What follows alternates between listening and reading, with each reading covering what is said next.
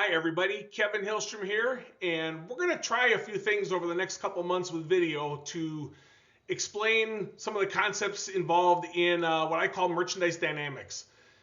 A lot of my projects in the past few months have shifted away from marketing related topics to the products that my clients are selling. And that's usually a pretty good idea if you're a client that is struggling, if you're a brand that's having some problems. Marketing could be the issue, but on average, it's going to be what you're selling. Customers don't want it. And if sales are not meeting your expectations, there are oftentimes things that are happening behind the scenes that are causing sales to not meet expectations. So in this little series here, I'm going to talk about some of the variables I use to measure how different products are selling and whether a brand is successful or not. I once had a vice president, this was almost 30 years ago, who told me that the secret to success in business is about 70% what you sell, 20% how you sell it, and about 10% what the creative treatment is of the product. In other words, how it's imaged, if it's apparel and it's on stacks, or if it's on body, whatever. He went with a 70-20-10 rule. I don't know that that's necessarily accurate or not, but I think it's a pretty good average. And if we know that most of your success is because of what you sell, it probably makes sense for us to analyze what you are selling, don't you think? So let's talk about some of the key variables I use. When I analyze an item, I'm looking to see if the item is selling essentially at or above its historical average price point. So if an item sold for $49.99, that was its original price point, and that item sells for $49.99, and then it goes on sale for $24.99, the average might end up being $45. So anytime that item is selling at or above $45, I have this field called ABO. It means this item is selling above its historical average price point. Customers who pay full price for items behave differently than customers who buy because of bargains.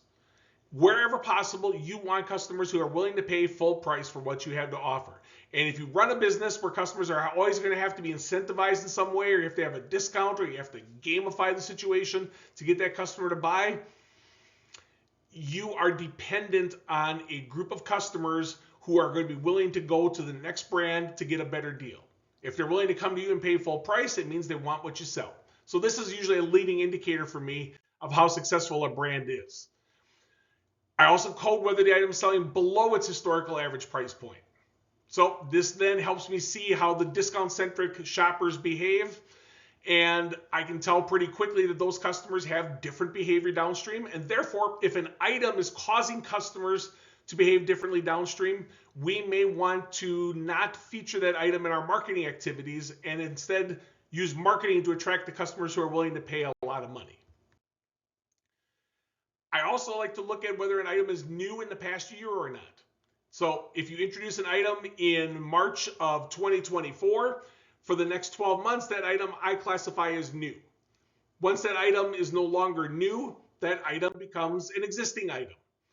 So new customers, as you've heard me talk about frequently, are so important to your business. New items are equally important. If you don't have a bunch of new items today that are successful, you will not have existing items that are successful in a couple of years.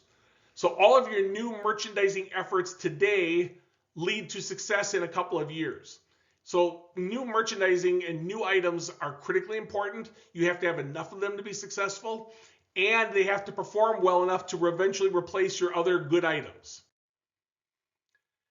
I have a variable I measure called rank.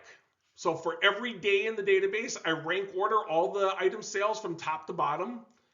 And if that item was the best selling item, it's in the 99th percentile. It's a value of 0.99. If that item was the worst selling item of the day, it gets a value of 0.01.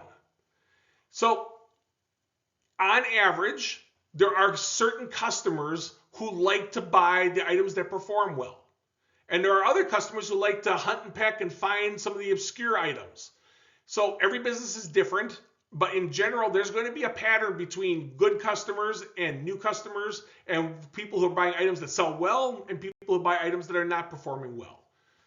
And on average, customers who are buying long-term winning items, if you discontinue those items, you risk losing that customer. So you want to pay attention to those things. I take all items and I rank order them on an annual basis for sales. The top 20% of sales that gets a value of A. Those are the best selling items. The next 20% in sales get a B. The next 20% get a C. The next 20% get a D. And the last 20% are flunking items that get an F. I then look at how items migrate from one level to another level. It is very difficult to take an item that's a D and turn that into an A item over time. It's possible to take a B item and turn it into an A item. And if you mistreat an item, it's possible for that A item to become a B item or a C item. And then that item is a hard time getting back to top flight status. So winning items are important. Winning units are important as well. So you could sell one item for $150, or you could sell 10 items at $15 each. It is more common that selling 10 items at $15 each yields more customers. So units are important as well because units drive customers. High dollar amount items drive profit. So you need to have both. So I typically break these things up into 20 percentiles. And from there, I then calculate what I call winners, contenders, and others. So if an item is in the top 20% for sales, or if it's in the top 20% for units, I call that a winner. Then I remove the winners. If an item is in the top 40% in total for sales, or the top 40% for units, I call that item a contender. I remove them from the pool. Every item that's left is called other. Winners, contenders, and others play an important role in the customer ecosystem. So you will have some customers who love winning items. You'll have other customers who love hunting and pecking for obscure items. You can measure over time if your brand is more successful at generating winners. I have had many projects where when a business is off 10% from the year before, I go in and look, and it's because the winning items are dying. Or it's because the new items were not introduced, and as a result, when those new items are not introduced 2 years later, you don't have existing winning items because you did a bad job 2 years ago with new items. These merchandising things can take years to dig out of when you create a problem for yourself. And the problems are generally self-inflicted. And it's the marketer who typically gets blamed first. And I am tired of marketers being blamed for issues that are caused because of the products you sell. I'm okay with marketers being blamed for failing to execute on marketing-related topics. I am not okay with a marketer getting blamed because the conversion rate went from 3% to 2.6% on the website, and it went down because the merchants didn't have decent items that customers wanted to buy. All right, next variable here I call MUL, M-U-L. Does the item appear in orders with other lines or items? So if the item is all by itself, its MUL value is 1.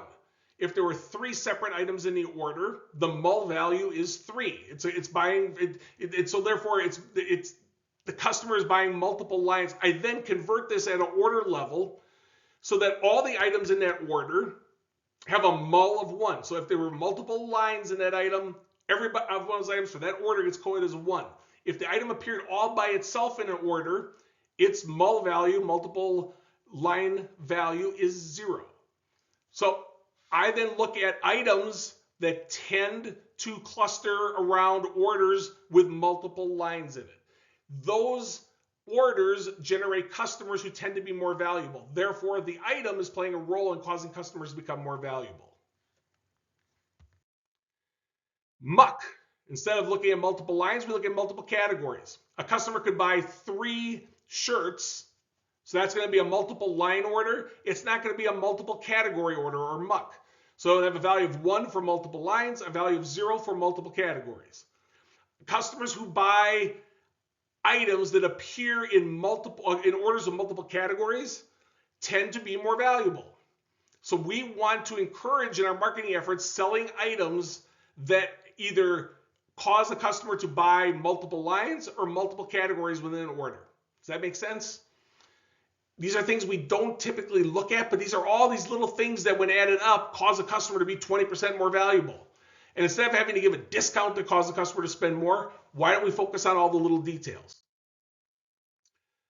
LFS, or life stage. If a customer is placing their first order, their LFS is 1. If a customer's on its 10th order, the LFS is 10.